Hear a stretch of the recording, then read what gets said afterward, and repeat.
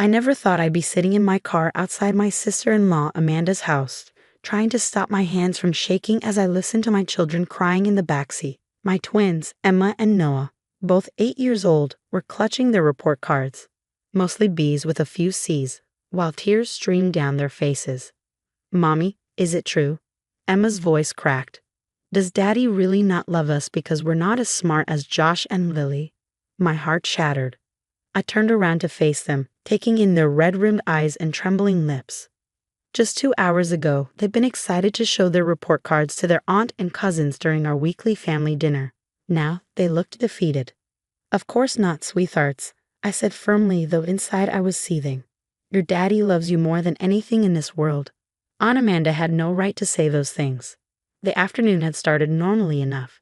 Amanda had invited us over, as she did every Thursday, to have dinner and let the cousins play together. Her children, Josh and Lily, were the same age as my twins.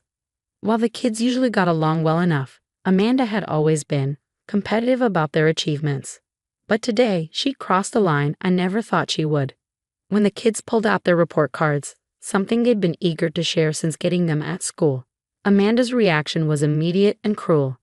"Oh," she'd said, her voice dripping with false concern as she compared the cards. "Josh and Lily got straight A's again. Emma, Noah, these grades are—" She pursed her lips, shaking her head. "No wonder your father works such long hours. It must be hard for Michael to come home and face such disappointment." I frozen in place, watching in horror as my children's faces crumpled.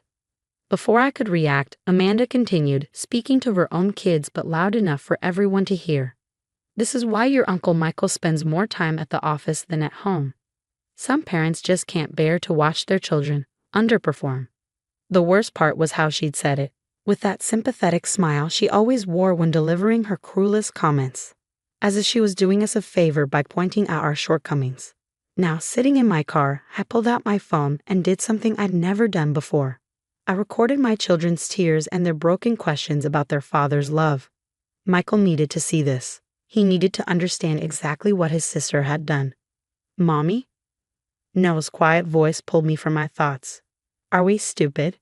"No, baby," I said firmly, turning around again to face them both. "You are both incredibly smart, kind, and wonderful children. And you know what? Being smart isn't just about grades. It's about how you treat others, how you solve problems, how you view the world. Your father and I are so proud of you both." Emma wiped her eyes. "But Josh and Lily always get better grades." "Everyone learns differently," I explained, trying to keep my voice steady despite my anger. "Some people are good at taking tests. Others are great at art or music or sports. You, Emma, can build amazing things with your Legos that even I can't figure out. And Noah, you remember every detail about animals that you raid. That's intelligence too." My phone buzzed. A text from Michael. "Running late at the office again. Sorry, love you all." I stared at the message, Amanda's words echoing in my head. For years, she'd been making subtle digs about our parenting, our children's achievements, even our marriage. She'd always done it when Michael wasn't around, and I tried to keep the peace for his sake, but using his long work hours to convince our children their father didn't love them. That was the final straw. With trembling fingers, I typed, "We need to talk. It's about Amanda and the kids. Important." His response was immediate. "Everything up? Should I come home now?" "No," I replied. "Finish work. But we need to have a family meeting tomorrow. All of us." I put my phone away and started the car, my mind already forming a plan. What Amanda didn't know was that Michael's long hours weren't about avoiding his children. They were about something else entirely, something we'd been keeping quiet about for months. Tomorrow, everything would change. "How about we stop for ice cream?" I suggested, watching their faces brighten slightly in the rearview mirror. "And then maybe we can video call Daddy before bedtime." Both kids nodded eagerly, and I pulled away from Amanda's house, my resolve strengthening with every mile. For years, I kept quiet about Amanda's behavior, trying to maintain family harmony, but attacking my children's sense of self-worth and their relationship with their father, that wasn't just crossing a line, it was demolishing it. Tomorrow at the family meeting, Michael would finally see his sister's true colors, and the secret he'd been keeping about those long hours at work, it would change everything. Michael came home early for once, arriving just as I finished making breakfast. The kids were still asleep. They'd been exhausted from crying last night. Even after our ice cream trip and video call with their dad, they'd been subdued, asking to sleep in our bed for the first time in years. I listened to the recording 3 times, Michael said quietly, pulling me into a hug. His voice was tight with controlled anger. I can't believe she'd say that to them. Using my work hours too, he shook his head, his jaw clenched. They think you don't love them, I whispered into his shoulder. Your own sister made our children doubt your love. I've texted Amanda and her husband Tom. They'll be here at 10. Michael pulled back, his eyes determined. It's time everyone knew the truth. The sound of small feet padding down the stairs made us both turn. Emma and Noah stood in the doorway, still in their pajamas, looking uncertain. Daddy? Emma's voice was small. You're home early. Michael crossed the kitchen in 3 strides, kneeling down to gather both children in his arms. I am, and I need to tell you both something very important. He pulled back just enough to look them in the eyes. I love you more than anything in this world. Nothing, not grades, not test scores, nothing, could ever change that. Noah sniffled. But Aunt Amanda said. Aunt Amanda was wrong, Michael said firmly. And today we're going to talk about why I've been working so much. It's not because I'm disappointed in you. It's because I'm so incredibly proud of you both. The doorbell rang at exactly 10 o'clock. Amanda swept in like she owned the place, Tom following behind with an apologetic look. I noticed she was carrying what looked like educational pamphlets. I'm so glad you called this meeting, Amanda announced, settling onto our couch. I've been meaning to talk to you about the children's academic performance. I've found some excellent tutoring programs that could help them catch up to Josh and Lily's level. I saw Michael's hands clench into fists, but his voice remained steady. Actually, Amanda, we're here to talk about what you said to my children yesterday. Amanda waved dismissively. I was just being honest. As their aunt, it's my duty to help them understand the importance of academic excellence. Josh and Lily work so hard for their grades, while Emma and Noah. Stop. Michael's voice cut through her words like a knife. Just stop. He pulled out his phone, pressed play, and the sound of our children crying filled the room. Amanda's cruel words, followed by Emma and Noah's heartbroken questions about their father's love. Tom's face darkened as he listened. Amanda, you said what? But Michael wasn't done. He reached for his briefcase and pulled out a thick folder. You want to talk about academic performance, sister? Let's talk. For the past 6 months, I've been working late not because I'm disappointed in my children, but because I've been taking extra consulting jobs. Want to know why? He opened the folder and spread out several documents on the coffee table. They were medical evaluations, educational assessments, and a contract with one of the city's most prestigious learning specialists. Emma and Noah have dyslexia, Michael announced. Those long hours? They were to pay for comprehensive testing and specialized tutoring. We didn't want to say anything until we had a proper educational plan in place. They work twice as hard as most kids to achieve those B's and C's, and I've never been prouder. Amanda's face had gone completely pale. Tom was staring at her with a mixture of shock and disappointment. But, Amanda stammered, but Josh and Lily are wonderful students, Michael cut in. And I'm happy for them. But my children? They're incredible in their own ways. Emma can look at a jumbled pile of Legos and see a masterpiece waiting to happen. Noah remembers every animal fact he's ever heard and can explain complex concepts in ways that make sense to other kids. They're kind, creative, and resilient, especially when dealing with an aunt who seems determined to tear them down. I wasn't. Amanda tried to defend herself, but Tom interrupted. Yes, you were. His voice was quiet but firm. And it stops now. I glanced toward the stairs and saw Emma and Noah sitting on the steps, listening.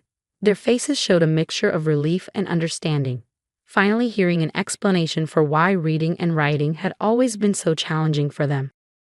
Michael followed my gaze and smiled at our children. Come here, you two. They rushed down the stairs and into their father's arms. Michael hugged them tight, then turned back to his sister. The tutoring starts next week. We found specialists who work specifically with dyslexic children. And you know what? Those B's and C's our children earned, knowing how hard they worked for them makes those grades worth more than any A. The silence that followed Michael's revelation was deafening. Amanda sat frozen on our couch, the tutoring pamphlets she'd brought now lying forgotten on the coffee table. Tom had moved to stand behind her, his hand gripping the back of the couch so tightly his knuckles were white. 6 months, Tom said quietly. You've been comparing our kids to Emma and Noah for 6 months, knowing they were struggling, making them feel inferior. He shook his head, disappointment evident in his voice. What kind of example are we setting for Josh and Lily? As if on cue, we heard the front door open. Josh and Lily walked in. They'd been playing at the neighbor's house during the meeting. They stopped short when they felt the tension in the room. Mom? Lily asked, looking uncertain. What's wrong? Amanda opened her mouth, then closed it again. For once she seemed at a loss for words. Come here, kids, Tom called to his children. We need to have a family discussion about kindness and understanding. Josh looked at his cousins, who were still huddled close to Michael. Is this about yesterday? When Mom said those things about Uncle Michael not loving Emma and Noah, Tom's head snapped toward Amanda. They heard that too. We all heard it, Josh continued, showing more emotional intelligence than his mother had. And it wasn't right. Emma helped me with my art project last week when I couldn't figure it out. She's really good at seeing how things fit together. And Noah explains science stuff better than our teacher sometimes. Lily nodded eagerly. Yeah, and they help us build the best forts. Who cares about grades? I watched Amanda's face crumple as her own children demonstrated the empathy and understanding she'd been lacking. She looked at her hands, then at her brother, tears forming in her eyes. Michael, she started, then turned to Emma and Noah. Kids, I am so sorry. What I said was cruel and wrong. I got so caught up in this idea of academic perfection that I forgot what really matters. Which is, Michael prompted, his arms still protectively around our children. Family, Amanda whispered. Love. Supporting each other. I've been horrible, haven't I? Yes. Tom answered before anyone else could. But acknowledging it is the first step to changing. The next hour was filled with honest conversations. Josh and Lily shared stories about their cousins' strengths. Emma's incredible spatial awareness and creativity, Noah's gift for explaining complex topics. Tom talked about his own brother, who had struggled with dyslexia undiagnosed, and how he'd gone on to become a successful architect. Finally, Amanda turned to her niece and nephew. Emma, Noah, I need you to know something. Your dad doesn't work late because he's disappointed in you. He works late because he loves you so much he'd do anything to help you succeed. And those B's and C's you earned, knowing how hard you worked for them makes them even more impressive than straight A's. The twins looked at their father, who nodded in confirmation. That's right. And now that you'll be getting the right support, things will get easier. Not because you need to get perfect grades, but because we want learning to be less frustrating for you. Can we still have our Thursday dinners? Noah asked quietly. I like playing with Josh and Lily. Of course you can, Tom answered, giving his wife a meaningful look. But things will be different now. No more grade comparisons, no more competition. Just family enjoying time together. As if to prove his point, Josh turned to his cousins. Want to go build a fort in the backyard? Lily and I brought our new blankets. The 4 children raced outside, their laughter floating back through the open window. Amanda watched them go, wiping tears from her eyes. I have a lot to make up for, she said softly. Yes, you do, Michael agreed. But that's what family does. We give each other the chance to do better, to be better. 3 months later, the change in our family dynamic was remarkable. Thursday dinners became a highlight of the week rather than a source of dread. Amanda threw herself into learning about dyslexia, even joining a support group for parents of children with learning differences. The kids flourished. With proper support and accommodations, Emma and Noah's confidence soared. Their grades improved somewhat, but more importantly, they stopped feeling ashamed of their learning differences. Josh and Lily became their biggest cheerleaders, bragging about their cousins' achievements in areas beyond academics. As for Amanda, she finally learned that being a good aunt meant celebrating her niece and nephew for who they were, not who she thought they should be. The competition was over, replaced by genuine love and understanding. Last week, she hung all 4 children's latest art projects on her fridge.